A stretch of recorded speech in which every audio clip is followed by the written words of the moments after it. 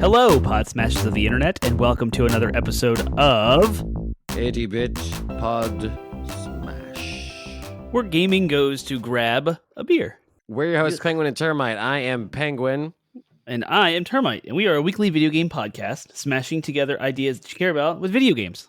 That's right, and tonight we are pressing F for our feelings, and we are starting a new series called Press F for Feelings.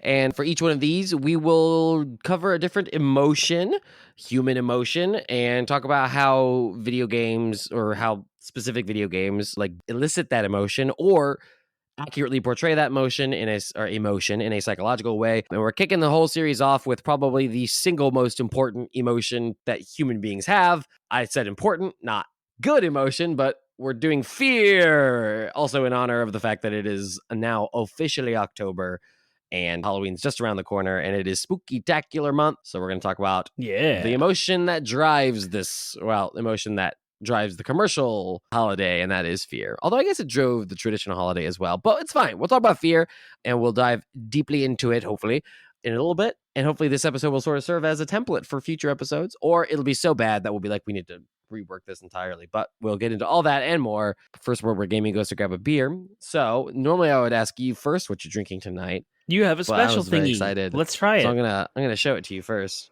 Oh gosh, where did you find that? It's in that Food Lion. For the listeners, I am drinking Mountain Dew hard Mountain Dew. So like Termite and I had seen this come out, and like this was coming out, but and then when it finally did come out, it was supposed to come out around when Elden Ring came out, right? Then we found out that it wasn't going to be in our market for forever. But I guess it is now. It is now. I saw, but the thing is, I've seen it there for a couple of weeks, but they had it in the multi-pack that's like $17. But I grabbed this off someone must have busted a case open because I found this off just the loose, the like one-off rack. I got this one and the red one. The only one I didn't get is the Baja Blast, so I'm a little disappointed on that. So I'm hoping to snag one of those. But so I'll have a red one later. But there were like other more. I have like a Jacko Sam Adams in there, pumpkin ale. I've got all these other good beers. Another Oktoberfest. No, I've got all these fall beers. But I'm like, this, it's like burning a hole in my fridge. I'm like, I need to drink it or else I get to drink it on the podcast or I'm going to drink it myself. So, because it keeps like looking at me. So the variety pack has like all these flavors? The variety pack has, all three of those. It's like, but it's not code red. It's like black cherry or something. No, watermelon, it's like Baja Blast, and black cherry. Those are the four. Wait, this is watermelon? No, that's normal. There's normal, black cherry, Baja Blast, and watermelon.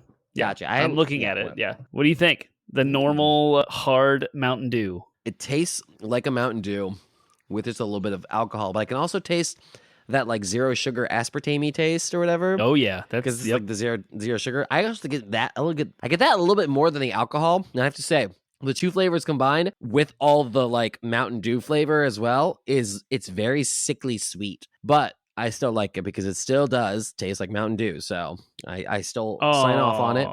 There's one major downside to what you're drinking, and that is it has 0 caffeine.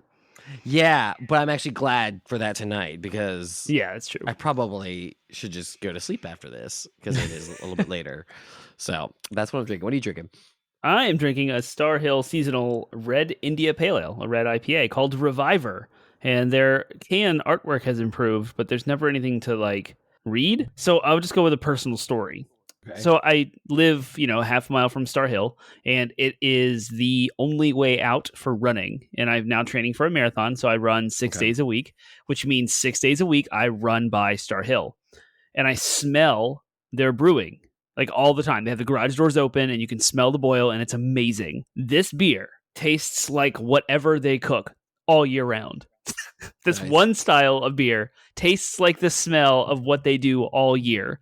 Now they're a major bottling and brewing distributing company. So like they're making all of their beers all of the time. So I don't know what it is about this particular beer, but if you can think of the smell of like soup boiling, but that soup just has a bunch of like grains in it and that's it. That's what this beer tastes like. And that's a good thing. This is a good beer. There's not a lot of hops, even though it's considered a red IPA. I would not consider this bitter like at all. In fact, I'd be very curious to know what the IBU rating is. And it's not printed on the can. It's not super boozy. It's 6.2%. So it doesn't really have that like boozy hit. So it really is like the most mild IPA I think I've ever had as far as like hops. I wouldn't even know this is an IPA if I was blind testing it. I'd be like, oh, this is like a red ale. Gotcha. Yeah, that looks. I mean, it sounds good. Yeah, it's delicious. I mean, it sounds something like I would like. You know me. I'm like, I Yeah. like IPAs. To me, if the IBU is low enough, I'm like, yeah, it's just a beer, right? Like it's good. It's good. It's got a little bit of extra flavor. So yeah, sounds like one I would drink, Yep. but not one that I would order, right? If someone else ordered it and then was like, I hate this, I don't want to drink it, I would drink it. Or if they ordered it Yeah. for me, but I don't think I would. I'd still just I guess I'm an IPA cyst. I like okay, good. I was like waiting for you to laugh, and I was like, did he not get it? Like, did I not say it clearly enough? Do I need to like An did I IPA cyst. slur my sisses No, too much? you But, walk okay, into a good. brewery and you're like, oh, there's the hops and IPA menu. Flip Nah. the page. Next page. Nah. Yeah, you don't even look. You don't even read what the options are. Oh I see how it man, is. that reminds me of a thing I have to tell you, but it's probably not appropriate to say on the podcast. So after this recording, remind me to tell you of a funny sketch that you just made me think of, like a sketch idea that you made me Okay. think of. That like, Sweet. but like it's something that only like Key and Peele I think could pull off well. So Oh, okay. like, I'm sad that they're no longer doing that show. Anyways, Yeah. so that's what we're drinking tonight, everybody. So I guess, is there anything you wanted to Yes. banter about? Oh, okay, yeah, you're on. Yeah, definitely. How about Horizon Zero Dawn getting a remaster or a remake? It has- Reportedly coming to PlayStation 5. Yeah, the rumor has nothing to do with From Software, Bloodborne, and there are like legitimate reasons why Sony probably has their hands tied and can't do a Bloodborne remaster easily. That said, apparently the Bloodborne community is up in arms that they're like rumored to be remastering or whatever, or remaking whatever Horizon Zero Dawn, when it's like, that game's only been like, that game was Yeah. it 5 years just old. got a sequel. It's 5 years old. Like, Yeah. it's already got a PC port. Like, there's still no PC port. Like, Bloodborne's turn. It's their turn. So, And are you more mad that this is not Bloodborne, or the fact that they're remaking a 5-year-old game? what I'm mad about is that this seems to be just Sony. This is like, it's unnecessary. Number one, period. And it seems like Sony is just like throwing in the towel. It's like it's taking too long to make the games they promised us, right? It's taking too long for them to pump out actual new exclusives. And so they're like, well, we'll just capitalize on our remaking or remastering our old games. I don't know. It's whatever. I'm not going to get it, right? I'm probably going to, or I'll snag it like super low on sale because I'm not dying to play Horizon Zero Dawn again. And yeah, I mean, it's just not, it's not attractive to me when you're sitting here and you're like, oh, the guy who like jailbroke the Bloodborne code said there was like 2 lines of code they need to change to make it, to unlock the frame rate. That's it. 2 lines of code. And I can't. I just can't anymore. But it's fine. It's not like it's literally not.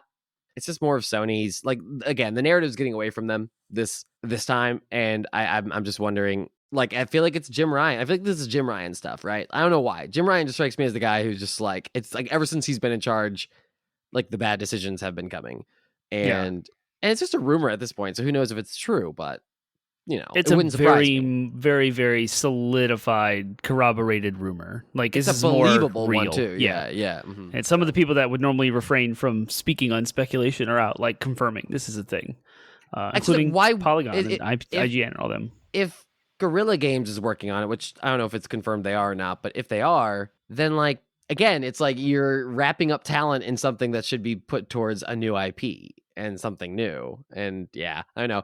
There was what did I see today that like bothered me about Sony and Jim Ryan? There was something that was like, I think he went to the that's right. He went to the EU standards and practices, right? So like Sony went to like complain about the Microsoft deal with Activision. And his argument was like, we just want to make sure that our gamers have the best place to play their games, like have the best ecosystem. It's like, Sony, you're not doing a good job proving this is the best ecosystem to play games anymore. Because really the only thing you have going for you is your strong exclusives, and those seem to be coming out fewer and far between. And instead you seem to be taking your strong exclusives and just repackaging them and trying to sell it to us again at $70. When Microsoft's doing none of that. They're just releasing their games day one on the service you're already paying for. Now, Microsoft is rife with its own problems. I'm not sitting here trying to praise Microsoft over Sony, but like, man, have I been tempted to just like bounce back to the PC space because I just, like, it's like, whatever. If Sony's games are going to come there anyways, then I can just wait a couple months and get my Gods of War and get my Returnal 2s or whatever. And except for Bloodborne, apparently. I guess that's the carrot they'll always dangle over me. Gotta have a But yeah, PlayStation for that. It's just like, Jim Ryan, you're full of crap. And everyone sees and everyone knows what this is about. This is about money. And you guys are going to lose a bunch of it if Call of Duty gets removed from big your time. Yeah, it's ecosystem. huge. Yeah. Bottom And line. So stop pretending it's about me. Stop pretending it's about gamers. You don't give two poops about gamers. Right? Yeah. And clearly this move for Horizon Zero Dawn being remade isn't really like, we're not the target audience for that. Like the people listening to a video game podcast, the people who play video games regularly, who've done Horizon Zero Dawn the first time, like it's not for them. And I heard it on Kind of Funny Games Daily today. It was a good insight. Not apologetic towards Sony, because what you just said, I agree with. It's all just cash grabby. It's all business. It's all money. But it does make sense if you think about it like this. And you walk into a store and you want to buy a PlayStation 5. And you know you liked Horizon Forbidden West. And so you're like, oh, I haven't played the old one. And there it is on the shelf, like in PS5 packaging. Oh, here's the original game. And they don't even think twice. These are like Christmas present shoppers, parents, grandparents, just buying the stuff. And like, it just makes sense on a retail shelf or in a retail store, like a digital store setting. Like, oh, this is Horizon Zero Dawn. They don't have smart delivery like Microsoft. So there is like 6 different versions or whatever. So the new like $70 PS5 version is going to be up front. And how many people are going to buy it not even knowing that it's a remake? That's what they're going for. Expand the player base of PS5. And like, so it makes business sense. So Guerrilla Games is currently tasked with helping the VR2 experience for PlayStation VR2. I forget what it's called. The Horizon, Horizon Zero Dawn thing for that, which apparently is amazing. Like Half-Life Alyx level amazing. So Guerrilla's doing that. So this is like a side thing. And there also talks about this multiplayer like aspect that's being added to it, which actually does sound kind of fun. Just reading like the description, it's been equated to Monster Hunter type hunts. So it'd be like co-op, go out and get these big, massive metal beasts, grab them, scrap them and stuff. And instead of that just being a free update, like it should just be a free update. So Horizon Zero Dawn should just be patched like the Spider-Man remaster. Boom, there's that. Free upgrade, and if you want the multiplayer content, $10. Done. That's it. Like that's all we had to do. That's what we want. Yeah, the fact that we're going to withhold the free updates for Forbidden West just because they delayed it outside of the promised window, like originally when they were originally going to do that. Because that was I forgot about that. That disillusioned me entirely as to how Sony is behind the times when it comes to dealing with the cross-generation reality. I knew that was like the moment the wool was lifted from my eyes. I was like, oh yeah, no, Sony's going to screw this up. Sony is not going to do this well. So, I mean, literally right now, I'm annoyed enough at Sony that like, if it weren't for the fact that I did dump, there's the sunk cost fallacy where I'm like, I did dump a ton of money. I actually do prefer right now at this stage in life to play games on my TV. There's that too. And I don't want to lug my computer out there and hook it up and all that crap. No, I'm just gonna. There are advantages to playing on my computer, but I have oriented my life around the Sony ecosystem for a few years, so it would take not a monumental effort, but it would take effort to reorient myself around a PC. I don't even have a gaming PC anymore. I have my laptop, which serves me well enough, but it's not like I'd have to invest in a whole rig. So there's that. There's all that. But at the same time, I'm like, oh man. Especially considering their exclusives are just coming to PC anyways these days. I'm like, man, I have not wanted to make this jump just because I'm so annoyed at Sony right now and I want to punish them. It's like, dang it, I love your games. Your games are just too darn good. But if you start messing it up, and if Jim Ryan's whole, like, we want to invest in live service experiences, that starts impacting the quality of the games. That's what this Horizon Forbidden West or Horizon Zero Dawn multiplayer game could be, by the way, is one of those 7 games as a service platforms. Like, oh, here's this Monster Hunter games as a service thing. At the end of the day, it kind of became that too. Now, granted, still worked out in everybody's favor. It was good, all around. But okay, all right, you got me hopped up. You woke me up out of my Adderall stupor. I don't want to skip DLC or favorite things, so let's go. All right, cool. All right, so Sony being predatory and penny pinching, money grubbing Jim Ryaners is not our favorite thing, but 80-bit pod smash is our favorite thing.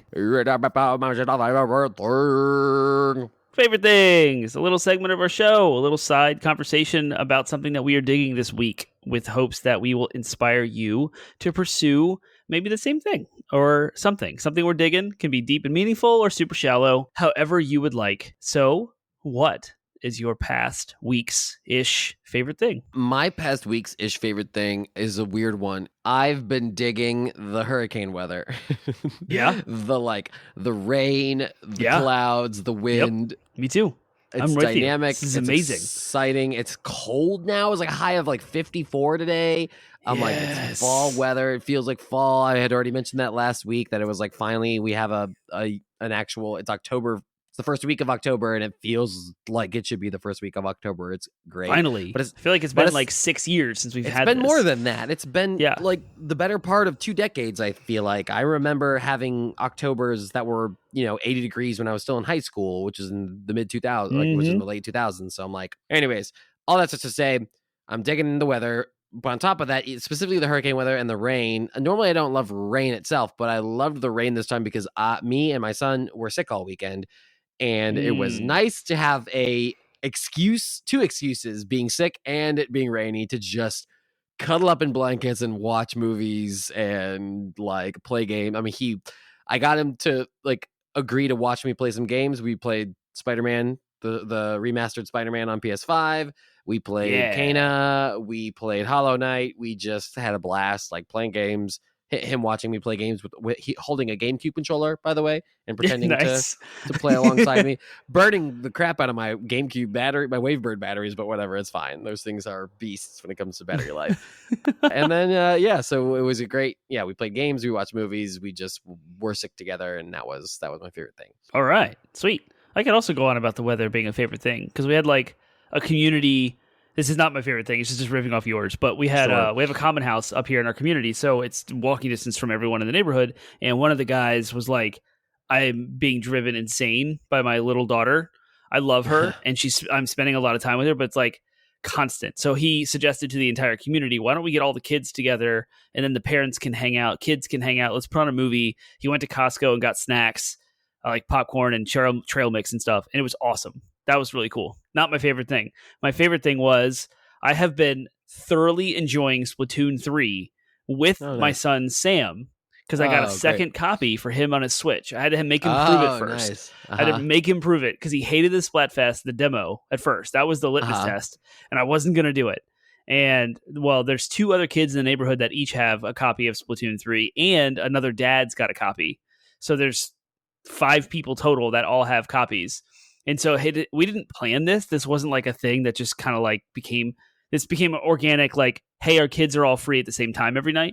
And that is between the 2 bedtimes. I have a 3-year-old and Sam is 7. And so I put the 3-year-old to bed and then I have like an hour to kill. And we can't do anything. And we want the kids to come inside because we want like all of the kids to come inside together. Otherwise there's like FOMO problems and all the kids freak out because other ones are outside. So we have like a community oriented kind of handshake. That's like at 7:30 on school nights, kids just go inside or relegate themselves to each other's porches. And anyway, so they come in, we play Splatoon 3 for an hour, and it just turned into this like almost nightly, every night, like we play Splatoon 3 and we do turf wars together. And it's usually one other neighbor. That's the guy that owns, he's my age, has a copy, and then his son with me and my son. So it's just the 4 of us. And it's been so much fun. And I can see like Sam improving and we're having a blast. Actually, all of us are getting better at it. We had a lot of wins tonight. We did it before we jumped on the show. So Splatoon 3, co-op, turf wars, a lot of fun. It's awesome. Cool. Playing games with my son is amazing. That's great. Yeah. Gosh, I can't imagine it because I still picture Sam as like a 3-year-old or a 2-year-old.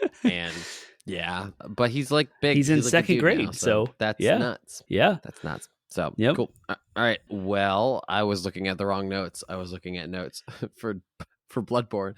I was looking at notes for my Bloodborne D&D campaign, and I was really confused for a second. I was like, "What are we talking about tonight?"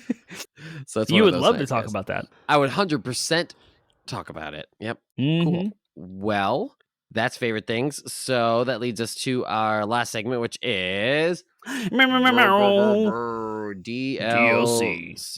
Stands for downloadable content. It is a segment of our show that is a little game, a little gimmick, a little wet your intellectual whistle by thinking about something a little more interesting, a little question you might not have ever thought to ask in video games. I don't know why I started talking with a Cockney accent.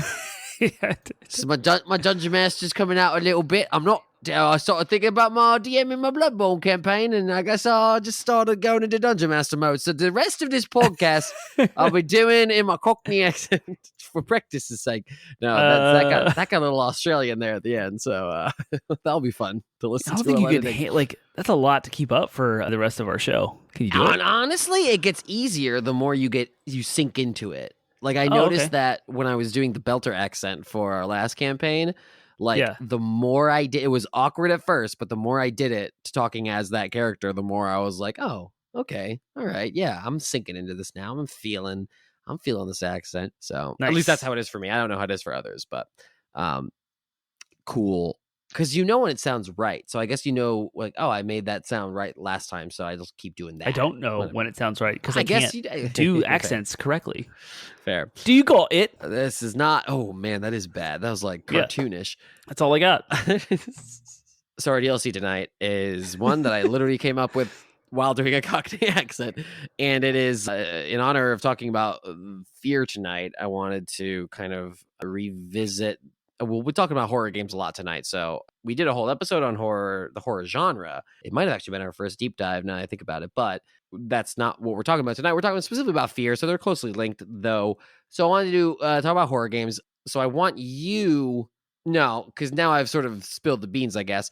So I want you to think of a style of horror game, and I'm going to think of... Or you know what? Better yet, I'm going to Google I'm going to literally find a randomizer and have it spit out a random video game character. And if it spits out one I don't recognize, I'll do what. I'm going to laugh real hard if it's Solid Snake. That would be really funny. So I'm thinking of a style of horror game. So I want you to think of a horror game and then think about what its style is, right? So Dead Space has a big different style than PT. Don't do PT though, because we talk about PT all the time. Okay, great. No, I got a style in my head already. Oh, perfect. Random TV video game character Wonder Wheel. This is great. Start. Oh wow, it's got sounds and everything. This is fantastic. If only those were recorded in our show. Oh, fantastic. Okay, we're going to be doing a Pikachu horror game. What would a Pikachu or what would a Pikachu horror game look like in the style of the game you're about to say? Wow. Well, the style that I was going to pick is the Doom 3 / have you played the game called Fear? First Encounter Assault Recon? Yeah. No, I haven't, but I've heard of it. I know. So they're both first-person shooters. They're very action-oriented horror games with lots of environmental scare. So it gets crazy in your face, super jump scares, and then it's quiet and they tease you, with lighting sparks and little sound effects and ditties. And then it's in your face crazy. Yeah, and that's except with the roller coaster monstrous Pikachus with blood red eyes and fangs. So would you be fighting the Pikachus in this game, or would you play as Pikachu? I feel like that would be the only way of doing it, because I get a game as Pikachu's too cute to be subject to that much horror. So, but Pikachu being cute makes him a perfect being Monty Python rabbit. Yeah, exactly. That, or just being horrorized. Wasn't there a guy who did Cronenbergian horror version, realistic versions of all the Pokemon, the Gen 1 Pokemon? I feel like that kind of artistry where you just mutate it and making it terrifying is totally possible. So there we go. Pikachu horror game in the style of Fear. I think it would work, but it would work as a parody. I don't think it would work as... It would 100% not work as an actual serious game, but it would work exceptionally well as a parody, making just the most horrifying mutant Pikachus that... If you just Google Pikachu horror, you'll get some pictures. Kids don't do this without adult supervision. Don't do this. Hold on. I want to do it too, though. Pikachu horror. It's not not safe for work stuff, but it is scary. That is scary. Oh my gosh. It's creepy. Okay. Yeah. Okay. That's awful. I'm into it. Yeah. Oh wow. Wow. All right. So Pikachu. These are awful. All right. So listeners, we want to hear your ideas. You're either for a Pikachu horror game. What other styles would work for a Pikachu horror game? I feel like the single giant terrifying Pikachu just following you, like Mr. X, would also work. Oh, geez. Again, none of these as serious horror games, but all of them as terrifying parodies would be excellent. If Game Freak or the Pokemon Company would ever lighten up the IP, that would be great. Otherwise, we want to hear those thoughts, or we want to hear what other random video game characters and that are not typically horror characters, and horror games would mesh well, and what would that look like? You can get all those thoughts and more. Where that guy, that one, Termite the bug, over here. the bug, Me? the bug This one, guy? yeah, the wood eater, that one, yeah. Hopefully we haven't scared you away and you want more content from us, so you can go over to 80bitpodsmash.com. That's our landing website with links to all of our social media platforms: Facebook, Instagram, Reddit, Twitter, as well as our Discord server.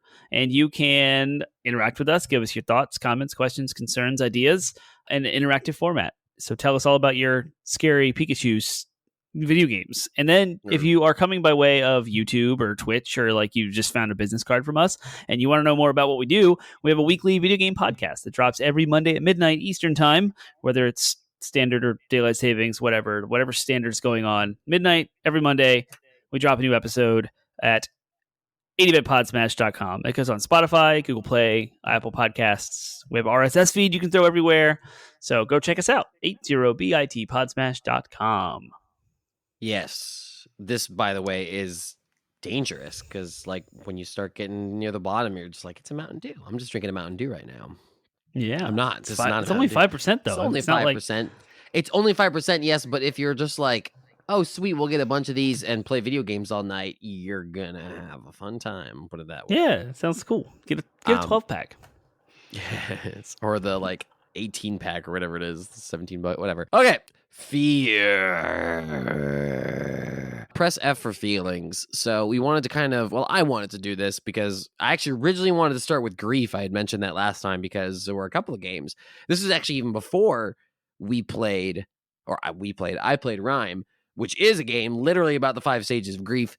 Still wanted to start with grief because there were other games I thought really touched on grief very well. Or like Majora's Mask. We're starting to. Majora's Mask being, again, the quintessential example. But it's Halloween, so we got to talk about, or it's Halloween month, so we got to talk about fear. And the more I've thought about it, the more I realize fear is probably the perfect starting point, only because I believe that fear is probably the first like actual emotion to develop for humans, like evolutionarily speaking. Probably all biological beings of a certain intelligence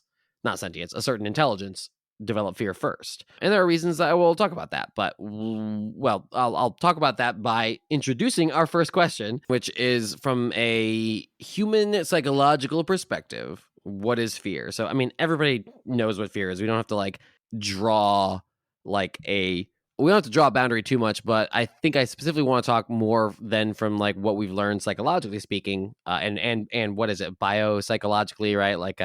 Evolutionarily, just kind of what fear is. I also want to talk about how does fear play a role in our daily lives? Why do we identify with fear in our entertainment? And what is the emotional opposite of fear? So it's a lot to cover, but this is talking about fear independent of video games. And I wanted to kind of talk about that first, and then we can jump into how then we'll be better equipped, I think, to utilize that to talk about how video games utilize that. So sounds good. Let's do it. Yep. So as I mentioned before, I think that I think that fear was probably the core evolutionary emotion, or maybe even the first, because at the end of the day, survival in a hostile environment is fear-based, right? Like you have to have fear or you die. You have to have things that you avoid or you die, and you don't pass on your genes. That is evolutionary biology 101. So psychologically speaking, if you have fear would have had to come first, probably more than anything else. I think love is super important. I think joy, I think all those other emotions are very, very arguably better emotions to experience. And they definitely serve a critical biological function. However, love doesn't save you from predators. Love doesn't save you from poisons. Love doesn't save you from exposure. All they do is muddy the water of fear, because now you have a fear of losing someone else, and that loved one invokes a fear in you that's different than what we're talking about. But exactly. So there are a guy named Dr. Karl Albrecht wrote about, he's a psychologist, he wrote about 5 universal fears. I argue there are actually 6, and I will quote H.P. Lovecraft for the 6th, so I'll get to that. But first, starting with Karl Albrecht's 5, he says basically these fears are universal to all humankind. These are the fears that every single one of us share, whether we acknowledge it or not. or whether we're even aware of it or not, every single human being on the planet experiences these 5 or 6 fears. The first one is the one we've just been talking about, fear of extinction. This doesn't necessarily mean human extinction. It means personal extinction, right? Like our death. It's fear of death, right? It's just a fancy way of saying fear of death. Interesting. Fear of losing like your lineage, which leads to like even just your life, right? Fear of you could talk. I mean, we are definitely afraid of humanity's extinction, but we're also afraid of our own deaths. Like that's just a fact of life. We're all afraid to die, which I would argue is an extension of fear of the unknown, but we'll we'll get to that. Fear of mutilation or bodily invasion. This would also, I think, include fear of. I think this would just include fear of pain in general, right? Like we are all afraid to experience pain. I think there's a psychological component to this as well. Psychological mutilation would look like losing your mind or losing your identity. Would be a form of psychological mutilation, and I think that applies here as well. I mean, I smashed my finger and I was terrified. That am I going to work again? Is like, how am I going to be able to lift anything again? Like, it was all fine. It was all good, but I was actually like scared. Yeah, but even before you smash your finger, if I were to lift a hammer and start swinging it down at your hand, you would have a visceral, physical, gut-based fear reaction because you don't want to be hurt or maimed. And that is normal. And bodily invasion's even, to me, even worse, right? The feeling that something is inside you, parasites, right? Like that is evolution, right? That is right. No. That is an ingrained evolutionary response. Yep. You can test this on a field of marathoners at mile 25 and unleash a bear upon them and see what happens. Suddenly they have all of the strength in the world to finish really quickly. The third one is the fear of the loss of autonomy. So this is just simply the fear of being not able to determine your own course in life, right? So we are all afraid of being, this would also be like confinement, right? Fear of being trapped by someone or something else would account for loss of autonomy, but just the general idea of being a slave to someone or losing control of one's like. Ooh, that gets into like some political conversations too. It does. And some of the motivations behind, yep. And but even just the general, but even just the general idea. I mean, it could be as loose as that, or it could be as not loose, but I mean as like more socio-political as that, or it could be like I'm literally afraid of someone like chaining me to a like and puppet mastering me around, or doing that chemically or whatever, right? Like that's all things that we're all scared of. Fear of separation, abandonment, rejection, isolation, being alone, right? We're all terrified of losing connection with others because we evolved to have connection with others. We evolved as tribal animals. We evolved to, like, we needed one another to survive. We needed the tribe. I mean, literally, as human beings, we are helpless when we're born, and we need that connection to survive. So there is a small part, no matter how old you are, no matter how tough you are, no matter how BA survivor man you are, at the end of the day, the longer you're alone, the more your psychology begins to freak out because you crave human connection, and not having it will slowly cause you to go insane. We saw this globally with the pandemic. Yep, exactly. People lost their minds. And so like these all kind of build on each other. So this last one is the one that's probably the most, quote, advanced of the fears. And Dr. Albrecht called it fear of ego death. And what he meant by it is the fear of basically what we value, what we think is important, suddenly becoming pointless, useless, and a waste of time, which would include feelings of humiliation, shame, worthlessness, futility. And this is what he says drives most religious fervor. Like people act out of religious fervor, or they double down on their religious beliefs because it's being driven by fear, because once they're like, if they're shown evidence that they're wrong, they'll double down because they're terrified of being wrong, because that would mean what they've believed or devoted themselves to was worthless, was a waste of time, was futile.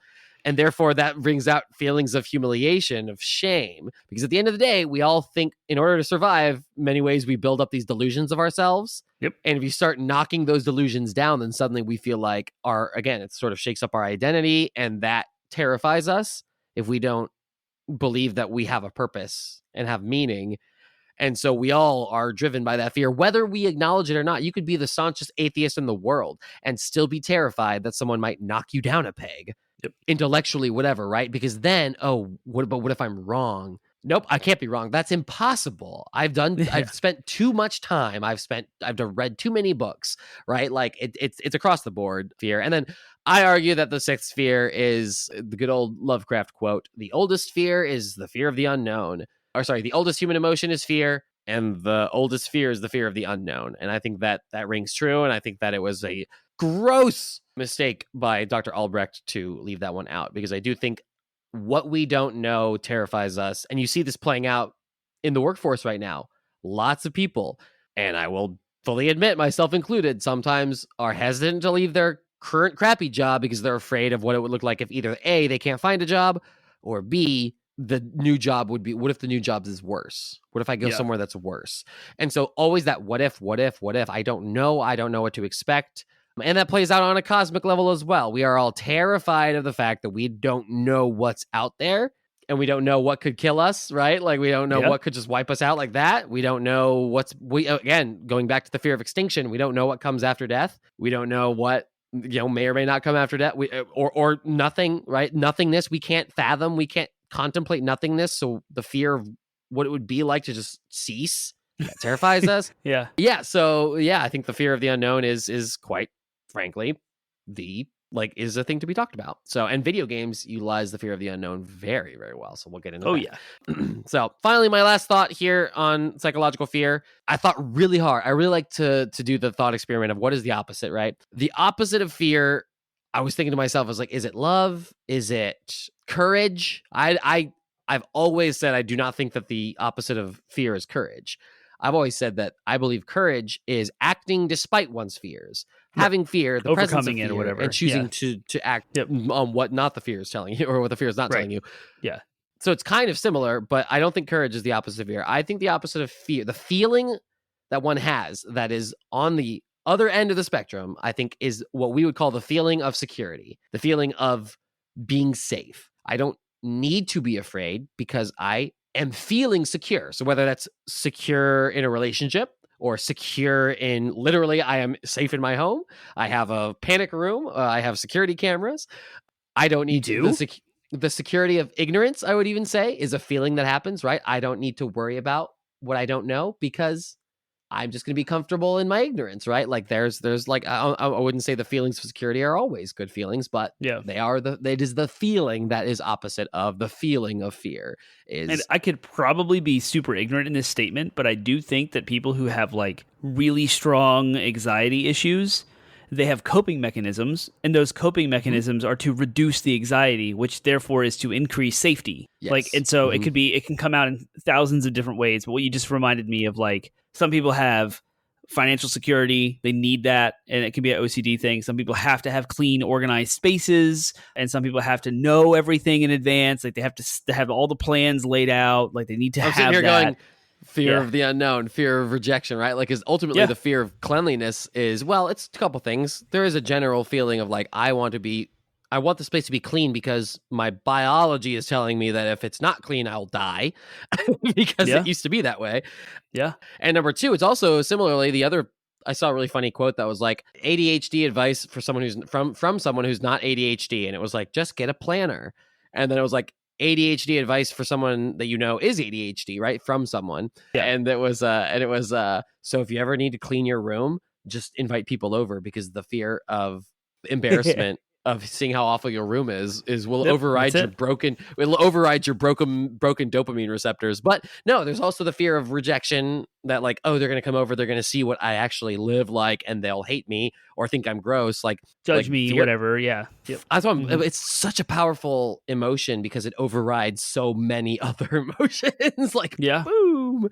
And it infects other, like you're saying, like it gets in there and worms its way into other things, right? Bravado is just another form of fear in a lot of ways, right? It's look, I need to now prove how not scared I am because I'm so scared. Yep. January 6th, everybody, right? Like that is, there's a lot of, but again, I also believe it happens on the left too, right? We are so afraid of blank that we will do and go to fill in the blank extreme. It's just fear. I think it's there. And here's the most important thing. Here's probably the last statement I'll have, soapbox statement. Not all fear is a bad thing. Fear feels bad, and fear is it can be a weapon to do terrible things. But some fears are good to have, right? You should 100% be wary and cautious when getting into a stranger's car. You should 100% like be distrustful of anyone who comes up and talks to your kids that you don't know. That you should trust those vibes, right? But even less scary things like there is a healthy amount of fear that we all should have to like, I don't want this person to reject me. So I'm going to have a healthy amount of fear, quote unquote, of like, I want to make sure I behave in such a way that I don't drive them away, right? We should, in many ways, be afraid on a small level. If we don't take it to the extreme, if you're doing a small, healthy amount of fear of like your spouse or your romantic partner, you should be terrified of the notion of them leaving you. Because if you're not, then you're ambivalent towards it. Okay, whatever, I don't care. Right? Like that is worse to me than, right, that is worse to me that I want to be afraid of my wife leaving me, because if I'm not afraid, then what does that say about me? Like, well, whatever. Like, I want security too, of course. Like, obviously, the overriding feeling should be one of security, but a teeny bit of fear is good because it means that you're going to act in such a way that is befitting of maintaining your relationship with your spouse. So. Mm-hmm. Man, there was a thought I had there, and I forgot what it was. Yeah, this is like you just teaching me, and I'm like learning and responding. I'm sorry, I didn't mean to. No, it's great. This is not a problem at all. You threw all the notes up, and I was like, I'm not even going to do my own research here because this is going to be a good, like, instead of doing research, I just leverage yours and respond, ask questions. We can just move on. I guess if it comes back, it'll come back. Yeah, come back around. Sorry. Yep. Cool. That was a lady. Thought I had it for you there. Yep, it was. All right, so let's talk about video games now. 45 minutes into the podcast about video games. Let's talk about video games. Right. How do video games utilize fear from a design perspective? How do they utilize it from a narrative perspective? I want to talk about narrative first real quick. I want to talk about narrative stakes. Like all stakes in many ways are rooted in fear, right? Because stakes are like, these are the things that the characters stand to lose, right? And fear of loss of any kind, right, is a kind of fear. And so like the characters losing something, losing someone they love, losing the world, right? Like, oh, end of the world, the old ticking time bomb. That all that is, those fears sort of serve as the foundation for the stakes, right? For the stakes of the game from a narrative perspective. Because it's fresh on my mind, Last of Us Part 1 is like right. That's it. That's the epitome of what you just said. Everything about the main characters, dialogue, choices, how the story is told, everything about the narrative direction of that game. Yes, it has the survival horror elements, but if you took that out and you just removed the apocalypse of whatever pandemic is going on in that game, you still have a man who has lost his daughter in the opening scene, replacing that and projecting his emotion onto a stranger daughter, becomes enamored with and attached to her, and now that's the foundation for everything that happens in that game and the sequel. So there you go. Yep. So I think that from a narrative perspective, from a design perspective, like games utilize fear in a lot of different ways, both I think good and bad. There's obviously the danger aesthetic, right? The things that we associate with danger that have become in a lot of ways like shorthand in video games, right? So like loud noises or weep weep weep alarms or whatever that literally they like trigger like a adrenaline response in the player, even on a small level, right? Flashing lights, the color red is a big driver of fear. And the reason why is because we're filled with red inside. And so we evolved to, when we see red, we're immediately like, is it from the inside of us or someone we love? And so red immediately evokes fear of mutilation and bodily invasion. That's right. Exactly it. Heavy breathing, right? Even just the physiological things that we associate with fear, like they'll simulate that in games. Like, if you'll be sprinting for a while, running away from something, and then you'll hear the character going, right? Like that's all meant to sort of like present the idea that there is danger. And then of course, the other things we associate with danger, claws, teeth, snarls, growls, all those things then from the environment that make us think predator, right? Those are part of what I call the danger aesthetic. Obviously, things like loss of control, security. You see this, like the loss of control, or did you add security? Or did I add that? I did. Nice. I did. Yeah. Yeah. Oh, and I think that's what you're saying, right? Where you feel like you're not in control. I think this also happens in PvP games, right? Like in the sense that, like, if you are suddenly stuck and you can't move the joystick, like you're moving the joystick doesn't move your character forward, there's an immediate twang of, once again, adrenaline of like, crap, like I did something wrong. Now I'm suddenly scared of what happens next. I'm scared I'm going to lose. I'm going to die, whatever, right? Like, even if it's just a split second before you react to it, it's still meant to evoke that. Yep. And then finally, I'll add, before I'll let you kind of go more into depth on those things. I wanted to add I think the fear of missing out is sort of more of a meta Oh yeah. thing, but like whether it's a game like, oh, water cooler talk, everybody's gonna be talking about God of War Ragnarok, in your, well, like, so I won't want to be late because it's like I don't want to get the game late because I don't want to be late. Like, in some regards, it's like I also want to play it, but like I also don't want to be Hearing about it and the you conversation, not right, seeing and not it, being able to play, right? Or even like games will use this, live service games will use this all the time for events. Like, oh yeah, we got this event, you can earn these cool skins or these rewards or these guns, but it's only a limited time, so don't miss out, right? Like that's a social fear, again, rooted in the fear of separation, but also in the fear, I think, of loss of autonomy, in the sense that it's like, oh, I won't be able to earn this. Better get on it. I gotta I get have logged to in. do it. I gotta check it every day. I wouldn't want to miss out on it because then I wouldn't be able to do anything about it. That's the loss of autonomy, right? And so yeah, But that's like more of a game companies exploiting the fear of autonomy in our players to it's designed, continue it's to designed, create attach rate and like keep people engaged, do those microtransactions and make them spend that $1, the $3, the V-Bucks, the Halo Battle Pass, the Call of Duty Warzone, the Apex Legends free-to-play model. Like those are all big publishers saying we can make money on people if we target a fear of right. All of this out. is essentially means to make money. I mean, there are artistic reasons, I don't think FOMO necessarily, but there are artistic reasons to want to do these other things. But at the end of the day, they're also using these things to make a good product that they can sell. Yeah. So I would argue, so it all factors into design, right? Like the marketing design is as much a part of the game design because you still have to program all that crap. So yeah, like for better or for worse, I figured I'd add FOMO in there because it is a design utilization of fear, one way or another, whether I like it or not. So go ahead, talk. I wanted to talk about loss of control and security, going back to like how games can do that in a player, and there's different kind of tactics you can do. Restricted movement, and I think back on the original Resident Evil games where you had tank controls. Like there's no one in the right mind sat down and said, "This is a good way to play a video game." Like there's no way. It's so bad.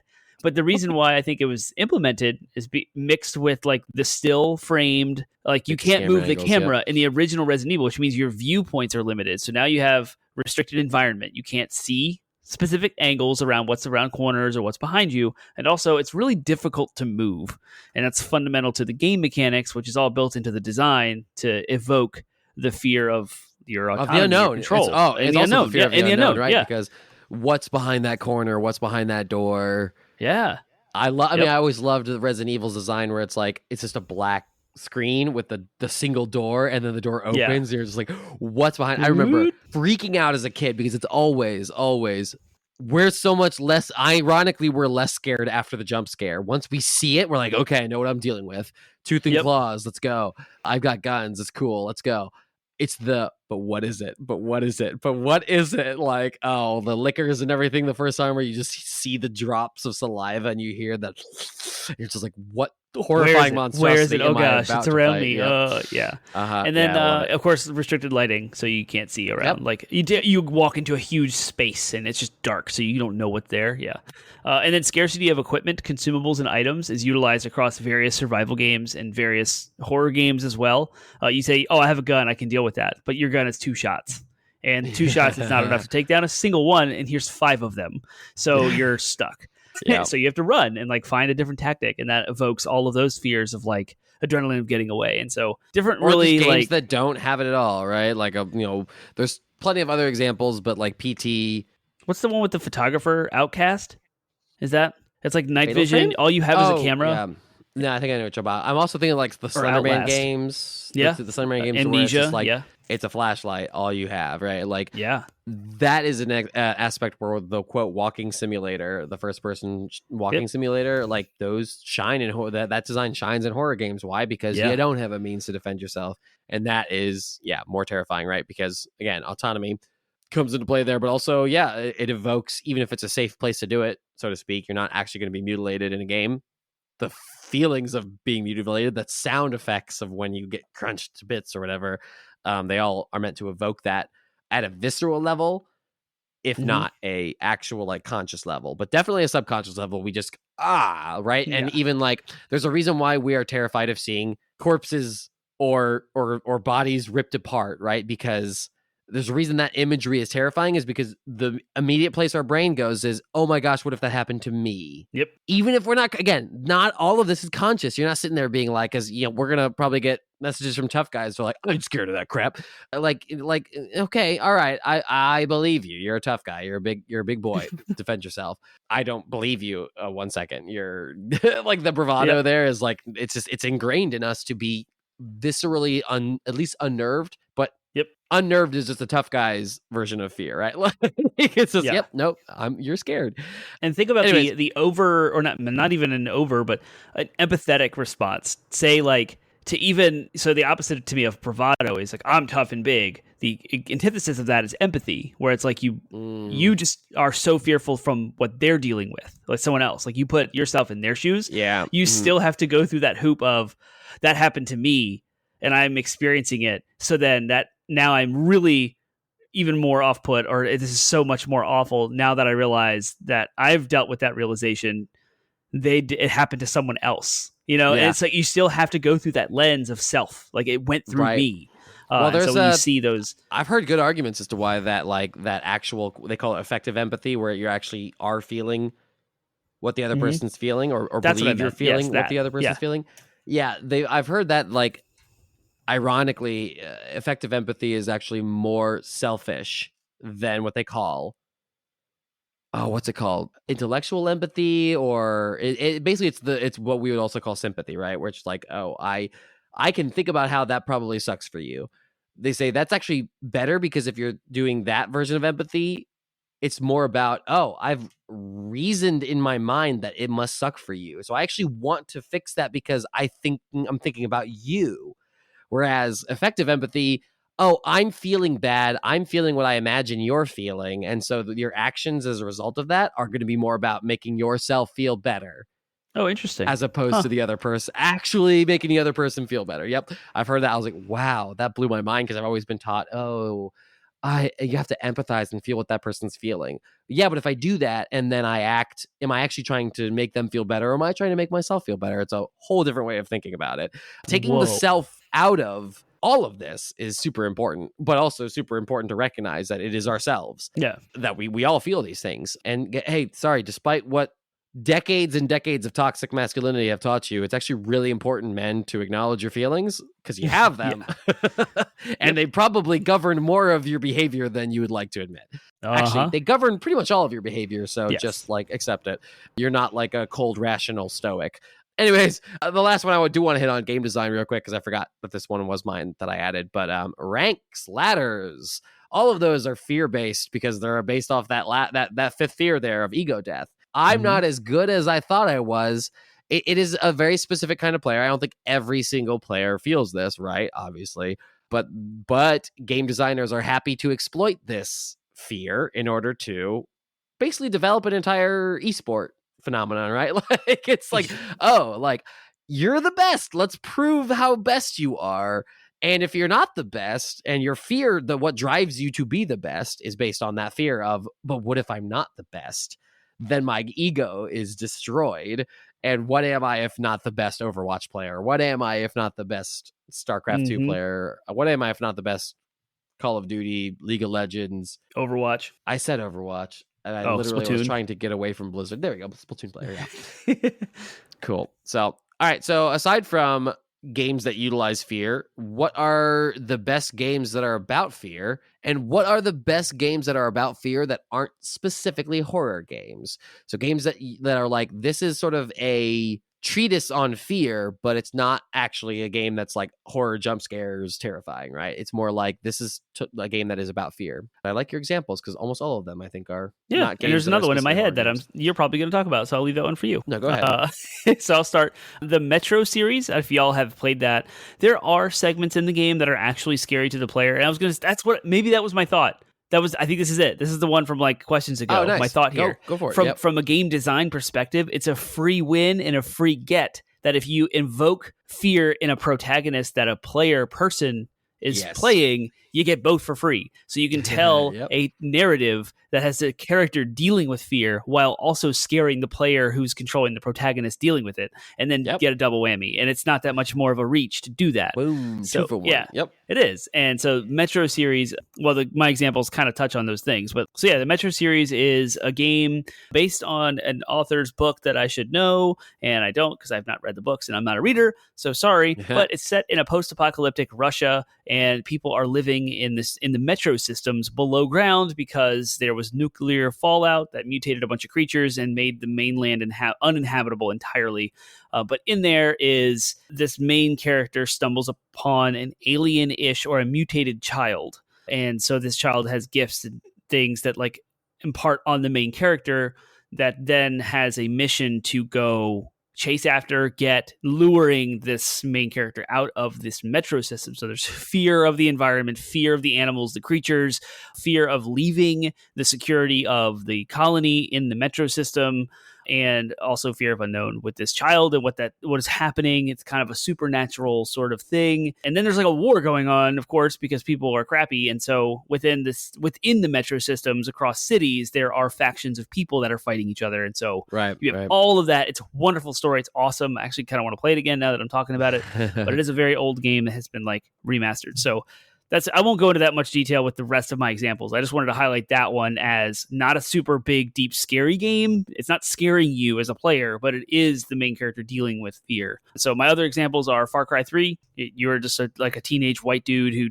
falls on an island and gets kidnapped by, and that's crazy. God of War 2018, of course. The Far Cry 5, is that the one that takes place in the...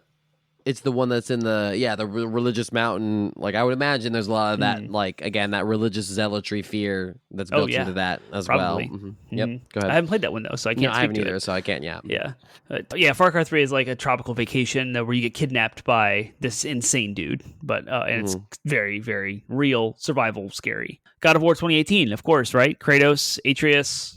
That's the other game that we have to mention all the time. Atreus. I think he calls him Atreus. Atreus. That's how you say it. That's why Atreus sounded weird. Atreus. Like, that's the son, of course, and there's so much fear involved. And you know what? What's so funny is I think you probably nailed... We've done what, 200 some episodes, 250 some episodes of this podcast.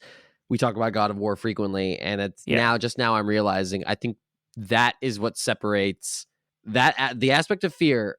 The injection of fear in the main character's psychology is what separates this game from its predecessors. Is Kratos is scared to lose something for once. Yeah. He wasn't scared to lose anything. He had already lost. He was a man with nothing left to lose. Right. For he was 3 tricked games. by Ares to like murder his whole family, and he realized it and went on a revenge quest. And that was 1 and 2. Yep. And that was like basically kill all the gods. Yeah. I could do it. That was it. And it was the injection of actual, like, now I have something to lose. Yep. But I'm also afraid of what I've done. I'm afraid of my past. I'm afraid of that, quote unquote. He's afraid of his loss of autonomy. He's afraid of his separation, like his of being isolated, of being alone again, and fear of the unknown of what he could be, right, or what his son could be. All of that is driving Kratos' psychology, and that makes him a more interesting character than he was in the mid 2000s. So good pull there. I like that a lot. It's also a game about overcoming fear, but again, we'll talk about that. I mean, that's part of fear, right? You have to show a character afraid if you're going to show a character overcome his fear. So cool. And I briefly talked about The Last of Us Part 1 earlier in this show, but now what my actual example is The Last of Us Part 2, which is significantly less about the zombie freakers that are like whatever enemies that are scary, quote unquote, and all about the fear in the narrative and the characters and what they're dealing with. And not like just going back to the revenge quest stuff, right? So this is now Ellie having to deal with I can't spoil the game, but like Ellie having to go on a revenge quest to go after someone, and then you get the perspective of the person she is pursuing, and you play that character's storyline and their arc, and it's all fear, all of it. Their relationships, fear of loss, fear of unknown, fear of all of everything we talk about. I think, and to kind of hint at a spoiler, not without actually spoiling anything, I think the game is in many ways fear of forgiveness too. Yeah. Which in a way, I guess, would trace back then to the fear of ego death, right? The fear of futility, the fear of humiliation, the fear of shame. which is to say that like, and shame is a whole other emotion that we will cover in a whole different episode, because shame is also psychologically fascinating. But alongside the feeling of shame is actually the fear of shame, the fear of feeling that feeling. And I feel like there's a few better examples than Last of Us Part 2, because at the end of the day, if I have to forgive someone that has wronged me, what does that mean about my anger? What does that mean about my purpose? What does that mean? So much of us hang on to our vengeance or whatever, right? Because we're afraid of what it means if we don't get that. Mm-hmm. Because ultimately, at the end of the day, we also all want justice, right? Like vengeance and justice are really closely tied together. And we are afraid of what happens if justice is not served. Mm-hmm. But we also don't know always how to draw the line as to what is just. And so fear of either misapplying justice, or fear of like, what if I have to do the right thing and the right thing means I don't get justice? That means that everything I've built my identity around is now futile and worthless, and therefore I will feel humiliation and shame, and therefore I'm afraid of it. It's all so fascinatingly complicated, and somehow The Last of Us Part 2 is able to like demonstrate that with all of the feels that come with that. It's great, fantastic. Oh, what a talk game! more highly of it. I want to play it again now. Now you make me want to play it again. You had good examples, and I really want to talk about the last, because I feel like what we just talked about ties into the last question. So I'll skip ahead to the last question and say, how can video games help us as people? How can video games specifically, over other forms of media or therapy, how can they help us face / overcome our fears and facilitate growth as people? And do you have any examples of this? They, like movies, create a safe way to experience the emotion with no consequence. And so like, I can face the fear of extinction and bodily mutilation without ever having my body mutilated or my body destroyed. Yep. Yeah. And I can't imagine playing Resident Evil 7 in virtual reality. Like, that's just terrifying to me. Yeah. And not just because of the jump scares and like the environment, but but like if you play Resident Evil 7, the main character's hand and arm get like completely wrecked over and over again in the most painful ways. And if you're doing that in VR, like, you would totally internalize that, because all of your senses are being completely, it's like sensory deprivation, but especially if it's haptics, even if it's not pain, even if they're not causing pain, even like a rumble on like a haptic glove right there would be just like you just drop the controller, you're gonna like flinch, right? Yeah, I would. I don't know. Yeah. And so, but that's safe, right? In the back of your head, in the deepest crevices of your subconscious, you're fine. You're playing a video game, you're in your home, your apartment, you're somewhere safe.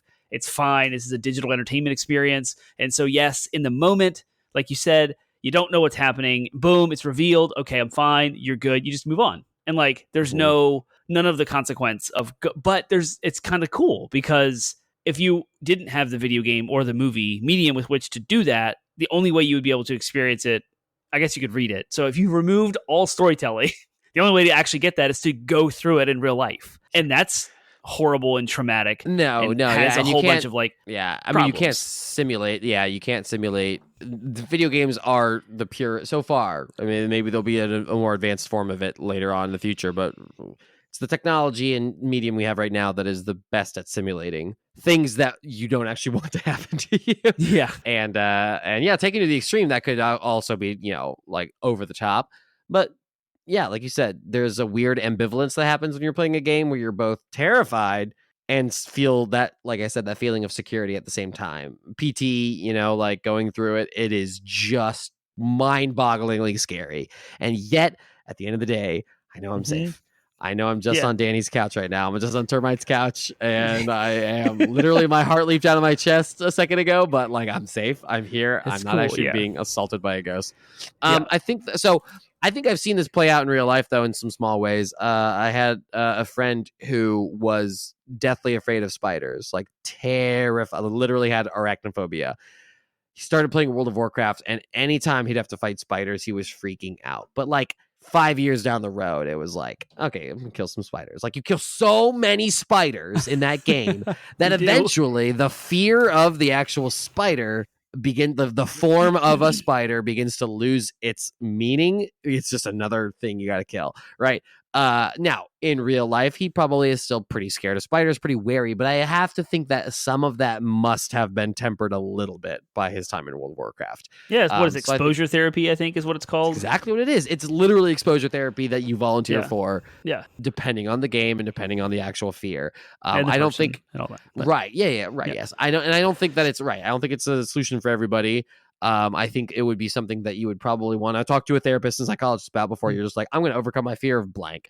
I'm going to overcome my fear of falling by playing Gravity Rush, or I'm going to overcome my fear of heights by playing BioShock Infinite. Like, maybe just talk. Yep. Like, if you're, depending on how intense that fear is, talk to a psychologist. But I do think that they do have that unique ability to simulate it enough while providing that security that, like, again, that is psychologically just like, mwah. Like, psychologists probably, like, our generation of psychologists or Gen Z psychologists, like, when they're actually entering the field, they're going to be like, oh yeah, this is the tool that boomer psychologists were missing out on, because it can help so many people when employed correctly. So cool. All right, well, that's the show. What do you guys think about fear? What do you guys think about this psychological phenomenon that we have labeled as fear? Which emotion do you want us to do next? If we don't hear from you, then I'll get to pick one. But otherwise, yeah, what are your thoughts on fear? What are your thoughts on video games and fear? And hit us up. You can hit us Termite up can tell over us. at 80bitpodsmash.com. That's our landing website with links to all of our social media outlets. Discord, mainly. I mean, that's the one you want to use the most, right?